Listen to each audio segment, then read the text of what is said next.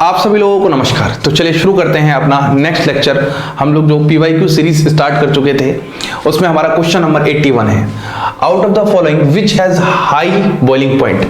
आपको इन सभी में बताना है कि इनमें से सबसे ज्यादा हाई बॉइलिंग पॉइंट किसका है। तो जब भी मैंने आपसे बॉइलिंग पॉइंट की बात की है तो आपको बॉइलिंग पॉइंट के लिए यहाँ पर बस दो कॉन्सेप्ट्स को ध्यान में रखना है। एक तो सबसे पहले आपको यहाँ पर हाइड्रोजन बॉन्ड के कॉन्सेप्ट को ध्यान रखना है कि कहीं पर हाइड्रोजन बॉन्ड का कॉन्सेप्ट तो नहीं लग रहा। उसके बाद जो दूसरा कॉन्सेप्ट याद रखना है वो है आपके पास वंडरवॉल फोर्स। वंडरवॉल फोर्स के बारे में है ना, जिसका मॉलिक्यूलर मास ज़्यादा हम कहेंगे उसी का एक तरीके से बॉइलिंग पॉइंट ज़्यादा। अब यदि किसी का मॉलिक्यूलर मास क्या हो जाता है सेम, तो वहाँ पर हम क्या देखते हैं, ब्रांचिंग। यदि किसी की ज़्यादा ब्रांचिंग तो वहाँ पर उसका बॉइलिंग पॉइंट क्या हो जाएगा, कम हो जाएगा। इनवर्सली प्रोपोर्शनल होता है। ये सवाल हमने पहले भी इस तरीके का देख रखा हुआ है। अब आपके पास कौन कौन से ऑप्शन हैं, आपके पास यहाँ पर डिफरेंट ऑप्शन, जिसमें सबसे पहला है CH3CHO।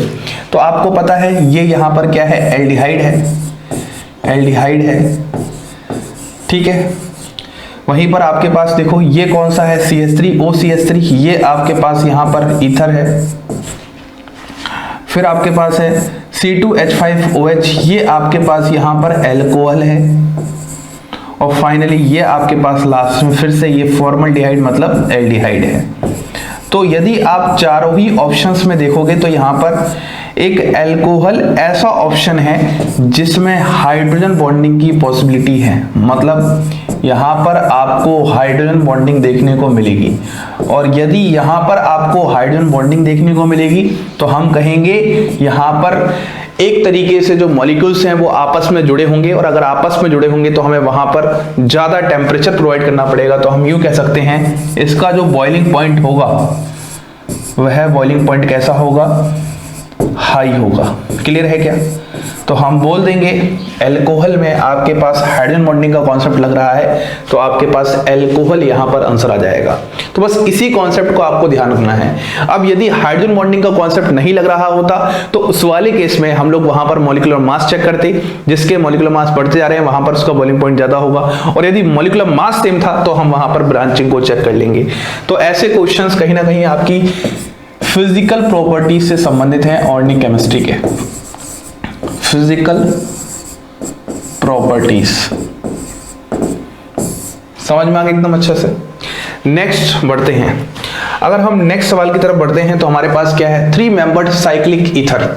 आपको पता है, अच्छे से जानकारी भी होगी कि आपके पास यहाँ पर इस तरीके से ऑक्सीजन है और यहाँ पर आपके पास कार्बन चेन है और यहाँ पर आपके पास कार्बन चेन है। तो ये आपके पास क्या होता है, ईथर होता है। क्या होता है, ईथर होता है। अब वहीं पर अगर मैं साइक्लिक ईथर की बात करता हूं तो आप यूं एग्जांपल ले सकते हो, ये आपके पास डिफरेंट साइक्लिक ईथर के एग्जांपल्स होते हैं, ठीक है। लेकिन इसमें क्या कहा गया है, इसमें कहा गया है 3 मेंबर्ड साइक्लिक ईथर। इसको हम क्या कहते हैं, तो इनका स्टैंडर्ड नाम होता है, ये एक फैक्ट बेस्ड क्वेश्चन है। इस 3 मेंबर्ड साइक्लिक ईथर की बात की जा रही है, इसका नाम होता है ऑक्साइरेंस। ऑक्साइरेंस, ठीक है। तो इसमें ऑप्शन लैक्टोन नहीं हो सकता, है ना। लैक्टोन किसको कहते हैं, साइक्लिक एस्टर को हम लोग लैक्टोन कहते हैं। और ये आपके पास साइक्लिक ईथर है 3 मेंबर्ड, इसको ऑक्साइरेन कहते हैं। एल्कोक्साइड आपको पता ही है, कुछ इस तरीके से ROH, इसकी रिएक्शन जब आप मेटल के साथ करवाओगे तो यहाँ पर आपके पास एल्कोक्साइड आयन का फॉर्मेशन होता है। वहीं पर लैक्टोन आपके पास साइक्लिक एस्टर रहा होता है, लैक्टोन आपके पास साइक्लिक एस्टर रहा होता है। और इपॉक्सी रेजन, एक तरीके से इपॉक्सी जो होते हैं वो साइक्लिक ईथर के लिए कहे जाते हैं, इपॉक्सी कंपाउंड्स। लेकिन 3 मेंबर्ड साइक्लिक ईथर की बात कर रहे हैं तो वो है ऑक्साइरेंस। तो आपका ऑप्शन आ जाएगा बी ऑप्शन करेक्ट हो जाएगा। वहीं पर अगर एक टर्म और होता लैक्टम, एक टर्म और अगर होता आपको देखने को मिलता लैक्टम, तो हम कह सकते हैं जो साइक्लिक अमाइड होते हैं उन्हीं साइक्लिक अमाइड्स को हम लोग कहते हैं लैक्टम, ठीक है, तो ये कुछ फैक्ट बेस्ड क्वेश्चन है जिसको आपको एज इट इज याद करना है, रट के रखना है, क्योंकि यहाँ पर इस एग्जाम में ऐसे क्वेश्चन ज्यादा ही फ्रिक्वेंटली पूछे जाते हैं जो मेमोरी बेस्ड होते हैं, जो है सो है और जो नहीं है सो नहीं है। नेक्स्ट क्वेश्चन की तरफ बढ़ते हैं। क्या बोल रहा है, maximum number of isomers of alkene C4H8। बहुत ही जबरदस्त सवाल है, अच्छा सवाल है। इसमें देखो किस तरीके से करेंगे। आपके पास यहाँ पर क्या है, C4H8 है, ये आपके पास यहाँ पर मॉलिक्यूलर फॉर्मूला है। तो सबसे पहले आप यहाँ पर क्या निकाल लो, DU निकाल लो।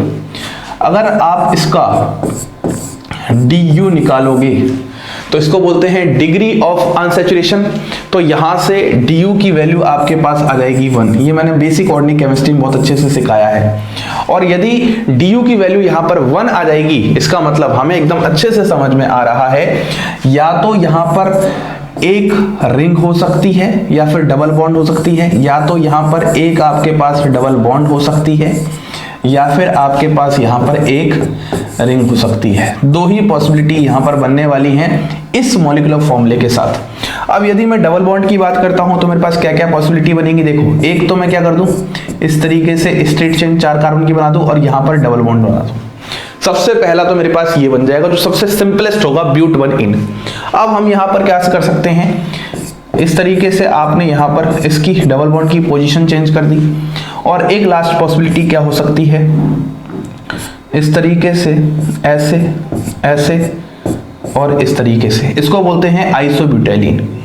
तो कहीं ना कहीं अगर मैं इसको समझाऊं, इससे आपके पास सिर्फ एक आइसोमर आएगा, इस वाले केस से आपके पास 2 आइसोमर आएंगे। उसका कारण क्या है, एक तो इसके कोरोस्पोंडिंग आपका सिस बन जाएगा और एक इसके कोरोस्पोंडिंग आपका ट्रांस बन जाएगा। याद आ गया, ये GI शो करेगा, ज्योमेट्रिकल आइसोमरिज्म शो करेगा। जरा इसको ध्यान से देखो, इसी को क्या मैं कुछ ऐसे लिख सकता हूं, C डबल बॉन्ड C, यहां पर आ जाएगा आपके पास CH3, यहां पर आ जाएगा H, यहां पर आ जाएगा आपके पास CH3, यहां पर आ जाएगा H। एक तो पॉसिबिलिटी ये हो सकती है, दूसरी पॉसिबिलिटी ये भी तो हो सकती है, यहां पर आपके पास CH3 है, यहां पर H है, यहां पर H है और यहां पर आपके पास CH3 है।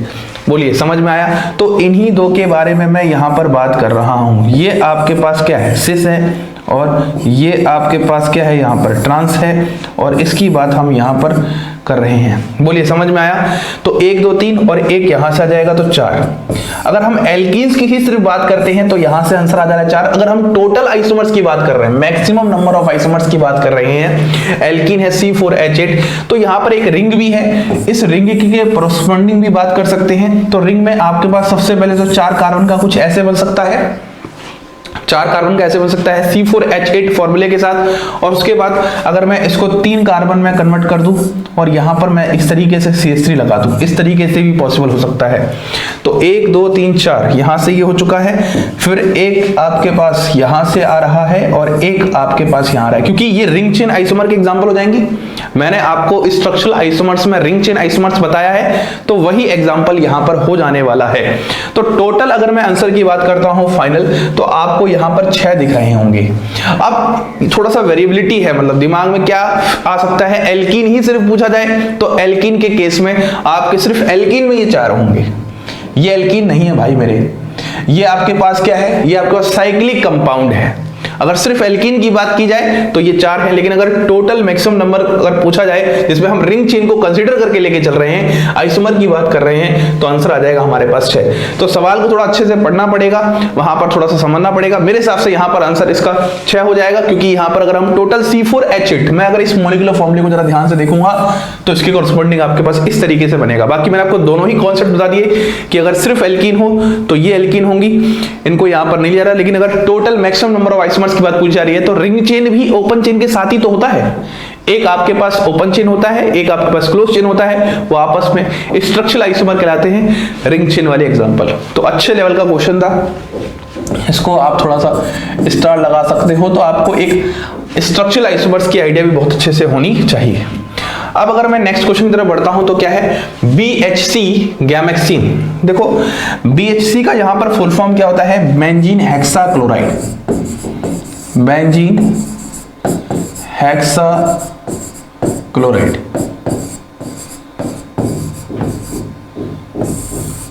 क्लोराइड या फिर क्लोरीन, इसको आप चेक कर लेना ना, जितना मुझे ध्यान आ रहा है वो शायद से यही होना चाहिए। तो तो यहां पर क्या होता है, आपके पास इस तरीके से ऐसे बेंजीन है और इस बेंजीन की रिएक्शन अगर आप 3 मॉलिक्यूल ऑफ Cl2 के साथ करवा रही हो in presence of sunlight, in presence of sunlight, तो आपको यहां पर क्या देखने को मिलने वाला है, देखो इन सब जगह H तो थे ही, साथ में यहां पर Cl Cl Cl Cl Cl और Cl, मतलब यहां पर आपको एक एडिशन रिएक्शन देखने को मिलने वाली है। लेकिन वो एडिशन रिएक्शन कैसे है, एबनॉर्मल कंडीशन में है। देखो जरा ध्यान से, एबनॉर्मल कंडीशन में है, नॉर्मल कंडीशन में नहीं है। बेंजीन हमेशा इलेक्ट्रोफिलिक सब्स्टिट्यूशन रिएक्शन दिखाता है, लेकिन यदि हम लोग एबनॉर्मल कंडीशंस ऑब्टेन कर देंगे, रख देंगे, तो वहां पर बेंजीन वो रिएक्शंस भी दिखाता है जो वो नहीं दिखाना चाहता। तो इसी को हम कहते हैं गैमेक्सीन, इसी को हम कहते हैं गैमेक्सीन या फिर BHC। इसको आप थोड़ा सा ध्यान रखना। अब इसी का आपको बोला गया है कि मॉलिक्यूलर फॉर्मूला क्या है। तो देखो 6 कार्बन है, 6 क्लोरीन है, तो सारे ऑप्शन कट गए यार, सारे ऑप्शन कट गए, BR F वाले ऑप्शन कट गए, सिर्फ ऑप्शन कौन सा बचा, C6H6 Cl6। समझ में आया? डायरेक्ट फैक्ट बेस्ड क्वेश्चंस आ जा रहे हैं यहां पर। थोड़ा सा अगर आपको आइडिया है तो वहां पर आप ये क्वेश्चन बहुत ही आसानी से कर ले जाने वाले हो। अगर हम नेक्स्ट क्वेश्चन की तरफ बढ़ते हैं तो नेक्स्ट क्वेश्चन क्या है, which is found in marshy area. तो देखो भाई, मार्शी एरिया की बात की जा रही है, तो कहीं ना कहीं ये थोड़ा सा वर्ड आया है वो मार्श गैस से आया है। और आपको अच्छे से पता होना चाहिए कि जो आपके पास मीथेन होता है या फिर यूं कह लो CH4 होता है, उसी को हम कहते हैं मार्श गैस। तो सिंपल आंसर है इसका तो CH4 है ना, मार्श गैस है जो कि मार्शी एरिया में पाया जाता है। वहीं से ये एक तरीके से आप इसको कह सकते हो, यूं कह सकते हो, इसके सोर्स के ऊपर डिपेंड कर रहा है। इसका नाम मुझे याद नहीं आ रहा, ड्राइड नेमिंग होती है, कॉमन नेमिंग होती है, आईयूपैक नेमिंग होती है और एक और ट्रिवियल नेमिंग होती है। शायद से ये ट्रिवियल नेमिंग है, जितना मुझे ध्यान में आ रहा है, ये शायद से इसकी ट्रिवियल नेमिंग है, बाकी इससे कोई मतलब नहीं है। मार्शी एरिया में कौन पाया जाता है, इससे ज्यादा मतलब है। तो आपके पास ऑप्शन नंबर ए मतलब मार्श गैस मतलब CH4 मतलब methane is the correct answer हो जाएगा। तो सारे ये PYQ के क्वेश्चंस हैं, सारे ही आपको सिस्टमेटिक करवा रहा हूं। और अब हम थोड़ा सा एक ही वीडियो में ज्यादा क्वेश्चंस को लेने की कोशिश करते हैं, थोड़ा स्पीड में अपने आप सिलेबस को आगे बढ़ाते हैं, ऐप पर भी बढ़ाते हैं और यहां पर भी बढ़ाते हैं। Choose the correct IUPAC name of the following compound. आपको इसमें करेक्ट आईयूपैक नेम बताना है फॉलोइंग कंपाउंड का। तो बताओ क्या होगा। तो देखो सिंपल सी बात है, जब भी किसी कंपाउंड की आप नेमिंग करते हो तो नेमिंग में आपके पास 3 स्टेप लगते हैं। याद करो कौन कौन से। सबसे पहले होता है सिलेक्शन रूल, याद आ गया। सबसे पहले होता है सिलेक्शन रूल, फिर होता है आप लोगों के पास नंबरिंग रूल और फिर होता है आप लोगों के पास PWS। इस तरीके से यदि आप 3 स्टेप्स में करोगे तो आपके पास सारे क्वेश्चन के आंसर आसानी से मिल जाएंगे। तो चलिए शुरू करते हैं। यदि मैं इस क्वेश्चन को जरा ध्यान से देखता हूं तो सबसे पहले क्या करोगे, सिलेक्शन। तो मुझे यहां पर लॉन्गेस्ट कार्बन चेन ये इस तरीके से दिखाई दे रही है, जिसमें हमारे पास कोई फंक्शनल ग्रुप तो नहीं है लेकिन मल्टीपल बॉन्ड है, तो ज्यादा से ज्यादा मल्टीपल बॉन्ड आनी चाहिए। इतना समझ में आ गया। अब अगर मैं नंबरिंग की बात करता हूं तो यहां से स्टार्ट करेंगे कि यहां से इसको देख लेते हैं। तो यहां से करेंगे, ये 1 है, ये 2 है, ये 3 है, ये 4 है, ये 5 है, ये 6 है। मैंने नंबरिंग यहां से क्यों स्टार्ट की, क्योंकि नंबरिंग का सीधा सा फंडा है कम से कम नंबर मिलना चाहिए मल्टीपल बॉन्ड को, और यहां पर ट्रिपल बॉन्ड है, वही मल्टीपल बॉन्ड है तो इसको कम से कम नंबर दे रहे हैं। अब देखो PWS, P स्टैंड फॉर यहां पर क्या होता है, साइड चेन की नेमिंग कि आपके पास साइड चेन की नेमिंग को बताता है। W स्टैंड फॉर यहां पर होता है वर्ड रूट और S स्टैंड फॉर यहां पर होता है सफिक्स, है ना। तो यदि मैं यहां पर साइड चेन की बात करता हूं तो दो साइड चेन है, दोनों ही सेम है, मिथाइल है, डाई मिथाइल हो जाएगा और 4,5 हो जाएगा। तो देखो सारे ऑप्शन तो अपने आप ही कट जा रहे हैं, पहला ही करेक्ट हो जाएगा। मतलब आप जब भी क्वेश्चन करते हो तो थोड़ा सा आपका ऑप्शन पे भी ध्यान रहना चाहिए। वैसे मैं तो आपको कहूंगा थोड़ा सा अवॉइड करो अगर ऐसे क्वेश्चन इजी वाले क्वेश्चंस हो, ठीक है, इनमें डायरेक्टली हो जाएगा, आपको ज्यादा समय भी नहीं लगेगा। जहां पे जिस क्वेश्चन में समय ज्यादा लगता है वहां पर आप लोग ऑप्शन का सहारा ज्यादा लो, ऐसे क्वेश्चन में समय ज्यादा नहीं लगेगा। तो यहां तो आप कोशिश करो खुद का आंसर निकाल लो फिर मैच कर लो, क्योंकि कभी कभी नंबरिंग वगैरह में दिक्कत हो सकती है। ये ऑप्शन बहुत ईजी थे, अगर ऐसे ही ऑप्शन थोड़ा बहुत अगर चेंज हो जाता तो वहां पर आप लोग आसानी से अटक जाते और फिर आपको दिक्कतें हो जाती। ये था क्वेश्चन नंबर 86। अब इसके बाद मैं बात करता हूं क्वेश्चन नंबर 87 के साथ, मोस्ट एसिडिक इज। अरे बहुत ही आसान क्वेश्चन है मेरे भाई, मोस्ट एसिडिक। इन सब के सबसे पहले स्ट्रक्चर बना लो। और एसिडिक का सीधा सा फंडा क्या है कि किसी से भी सबसे पहले H+ निकालो, H+ निकाल के उसका कॉन्जुगेट बेस बनाओ, और कॉन्जुगेट बेस बनाकर यदि वह क्या है, वीक है, यदि उस पर नेगेटिव चार्ज स्टेबल है, स्टेबल नेगेटिव चार्ज, इसका मतलब वह क्या है, वीक, तो उसकी कॉरस्पॉन्डिंग जो आपके पास एसिड होगा वो कैसा एसिड होगा, स्ट्रॉन्ग एसिड होगा। ये आपके पास एसिडिक कैरेक्टर का हर जगह फंडा लग रहा है। ऐसे हमने 5, 6, 7, 8 क्वेश्चन देख रखे हैं ऑलरेडी। जब भी आपके पास एसिडिक कैरेक्टर का क्वेश्चन आए, H+ निकालो, कॉन्जुगेट बेस बनाओ, और कॉन्जुगेट बेस बनाकर उस पे नेगेटिव चार्ज की स्टेबिलिटी चेक करो, और उसके कॉरस्पॉन्डिंग आपके पास क्या आ जाएगा, एक स्ट्रॉन्ग आ जाएगा। तो फिनॉल की बात करते हैं। यहाँ पर फिनॉल का स्ट्रक्चर आपके पास कुछ ऐसा होता है। वहीं पर अगर मैं ऑर्थोक्रोसॉल की बात करता हूं तो देखो OH होता है, क्रोसॉल के लिए यहां पर आ जाता है CH3, ऑर्थो पोजीशन पर है।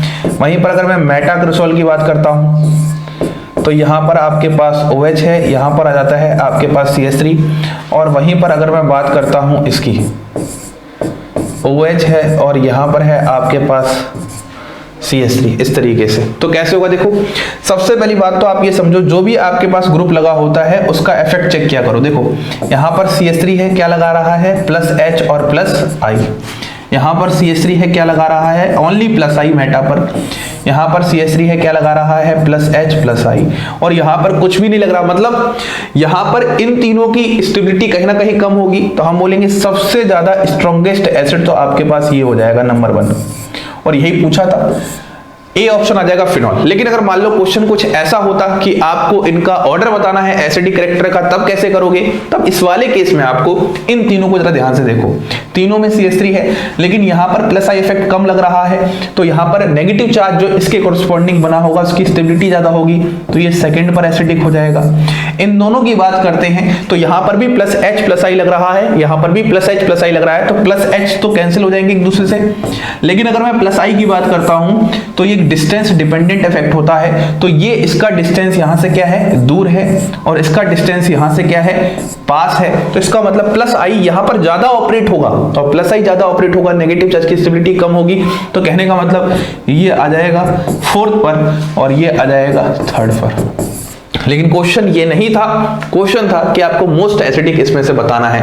तो ये क्वेश्चन अजीब इसलिए बन जाता है क्योंकि यदि आपको इन नामों का स्ट्रक्चर नहीं पता है तो आप लोग अटक जाओगे। आपको ये नहीं पता कि यहाँ पर ऑर्थोक्रोसॉल से CH3 ग्रुप लगाने से बनेगा, अगर कोई और ग्रुप लगा दोगे, मान लो आपने कोई इलेक्ट्रॉन एक्टिवेटिंग ग्रुप मतलब इलेक्ट्रॉन विड्रॉइंग ग्रुप लगा दिया, तो वहां पर आपके साथ दिक्कतें हो जाएंगी। इसलिए मैं कहता हूं ऑर्गेनिक केमिस्ट्री आपको मैकेनिज्म बेस्ड थोड़ी सी कम आनी चाहिए, as compare to fact based ज्यादा आनी चाहिए।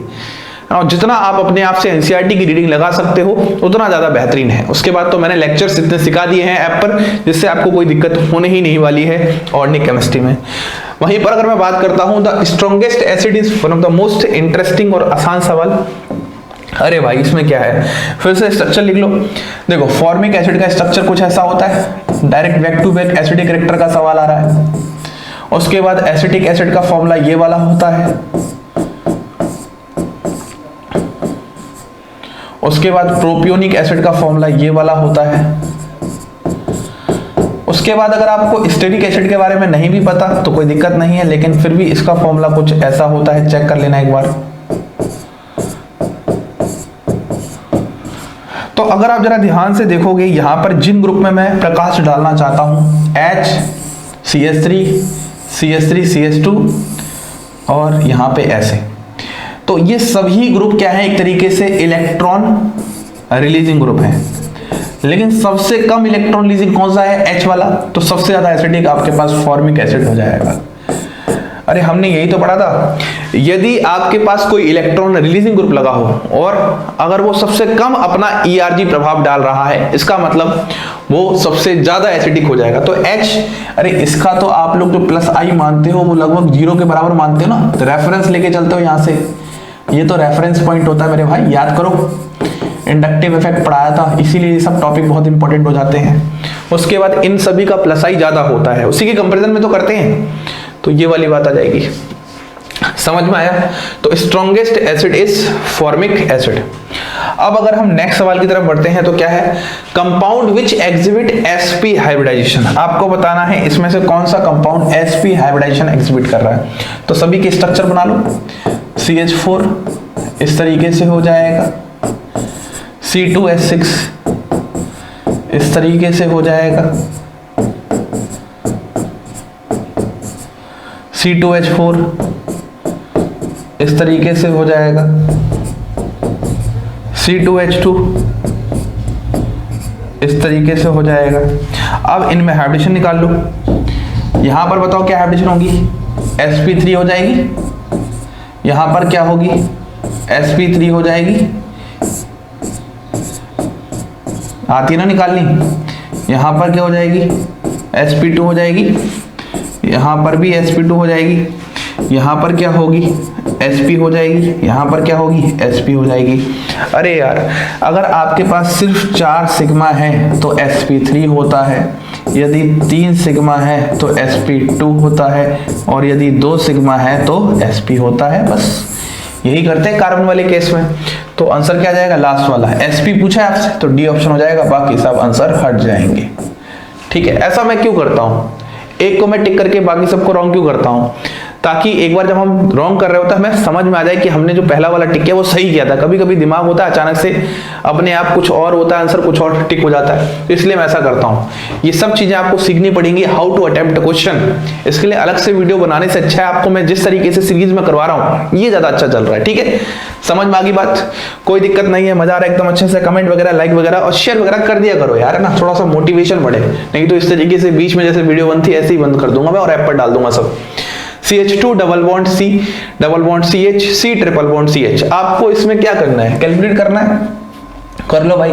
देखो यहां पर सबसे पहले स्ट्रक्चर बना लेते हैं, स्ट्रक्चर बनाते हैं, CH2 H H double bond C double bond C, फिर यहां पर H ट्रिपल बॉन्ड C और यहां पर H। अब मुझे बताओ कितनी आपको सिग्मा दिख रही हैं, पहली सिग्मा, दूसरी सिग्मा, तीसरी सिग्मा, चौथी सिग्मा, पांचवी सिग्मा, छठी सिग्मा, सातवीं सिग्मा और आठवीं सिग्मा। तो 8 तो सिग्मा हो गई, मतलब ये दोनों ऑप्शन तो कैंसिल हो चुके हैं। 8 सिग्मा हो गई। पाई बताओ, 1 पाई, 2 पाई, 3 पाई और 4 पाई। तो 8 सिग्मा 4 पाई, तो ये भी कट गया, तो आपके पास आंसर आ गया डी। उम्मीद है आपको ये 10 क्वेश्चंस बहुत अच्छे से समझ में आ चुके हैं। बस अपने कॉन्सेप्ट्स को आप इकट्ठा करने की कोशिश करो, जो भी क्वेश्चन लगा रहे हो उसको बढ़िया से कॉन्सेप्ट्स के थ्रू लगाने की कोशिश करो, है ना, रटने की कोशिश नहीं कि रटा तो हमने टिक कर दिया, उसमें अपने अप्रोच लगाओ, कॉन्सेप्ट्स के अप्रोच लगाओ, तो आपको बहुत अच्छे से सारे सवाल होने वाले हैं। इसी के साथ आप सभी लोगों को धन्यवाद।